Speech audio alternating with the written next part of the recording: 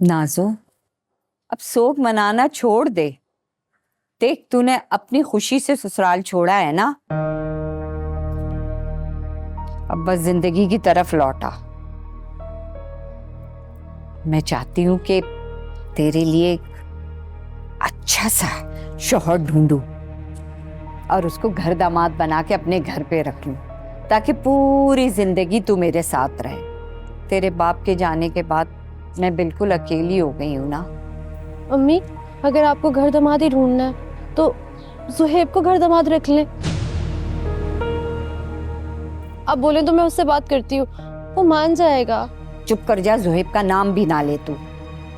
पहले ही वो मेरी इतनी बेइज्जती कर चुका है, अगर वो यहाँ पे रहेगा तो पता नहीं मुझ पे हाथ उठा लेगा। नहीं भाई नहीं, मैं नहीं रख सकती उसको अपने साथ। अम्मी, वो मेरी मोहब्बत में गुस्से में आ गया था, वरना वो दिल का बुरा नहीं है।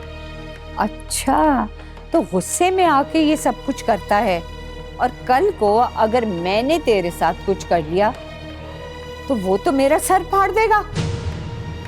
खबरदार, अब आइंदा उसका नाम नहीं लेना। अगर लिया ना तूने नाम नाजो, तो कमरे में वापस तुझे बंद कर दूंगी मैं, समझी तू? आपने मुझे कमरे में कैद करना है, कमरे में कैद कर दे। जान से मारना है, जान से मार दे, लेकिन शादी करूंगी तो सिर्फ ज़ुहैब से। अगर तूने अपनी जिद नहीं छोड़ी नाजो, तो पूरी जिंदगी उसी कमरे में तू गुजारेगी। याद रख, तेरी माँ हूँ मैं आपका और ज़ुहैब का एग्रीमेंट करवा दूंगी। वो आपके सामने ऊंची आवाज में भी बात नहीं करेगा। अगर वो ऊंची आवाज में बोला तो तलाक लेगी उससे तू क्या? अल्लाह ना करे अम्मी, एक तलाक के बाद दूसरी तलाक, तो फिर मुझसे शादी कौन करेगा? कव्वे के बच्चे दूर से पहचाने जाते हैं। अगर वो बाअदब होता ना तो मेरे साथ इतनी बदतमीजी ना करता।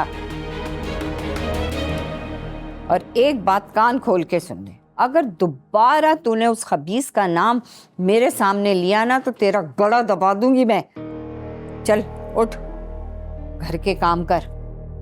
पहले आती थी तो तुझे मेहमानों की तरह इज्जत मिलती थी, लेकिन जो तूने कारनामा अंजाम दिया है ना, उसके बाद तो बनता ही नहीं है तेरी इज्जत करना।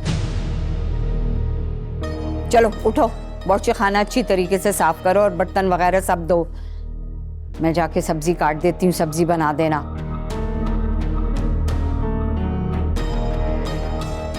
अगर अम्मी ने मेरी बात ना मानी ना तो मैं यहाँ से अगर अम्मी ने मेरी बात ना मानी ना तो मैं यहाँ से भी भाग जाऊंगी।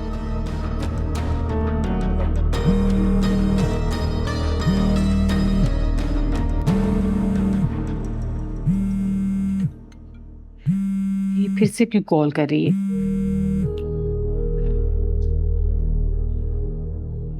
हेलो। देखें साजिदा जी, मैंने सारी तहकीकात कर ली है। आपके जेवर और पैसे जो हैं वो नाजो के पास नहीं हैं। आप अपने घर में चेक करें, किसी दराज में या आपकी वो कोई तिजोरी वगैरह उसमें पड़े होंगे।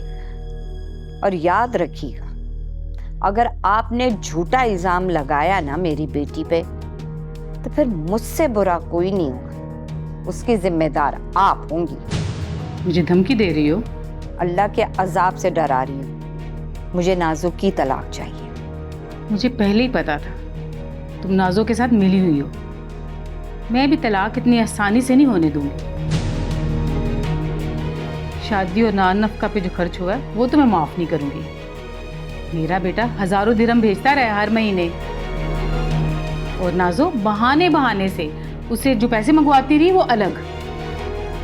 वो तुम्हारी पढ़ाई पट्टी पे ही चल रही थी। ज़हीर आएगा ना तो बैठ के हिसाब किताब करेंगे तुम्हारे साथ।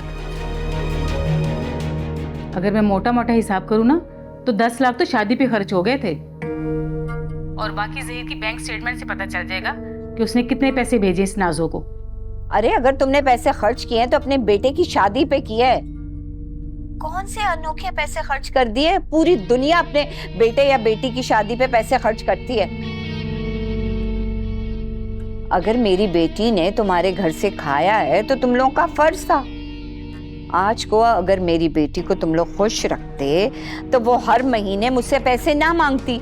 वाह, तुम 10-10 दिन तो मेरे घर पे पड़ी रहती थी, तुम कहाँ से देती? कान खोल के सुन लो फौजिया, तुम्हारी बेटी पे जितना भी खर्च हुआ है ना, तुम वो पैसे दोगी ना, फिर ही तलाक मिलेगी। ये तो बिठाए रखो अपनी बेटी को अपने घर पे। अगर मेरे पोते की जिंदगी से खेलने की कोशिश की ना, तो कत्ल का मुकदमा करवाऊंगी तुम पे। याद रखना ये बात।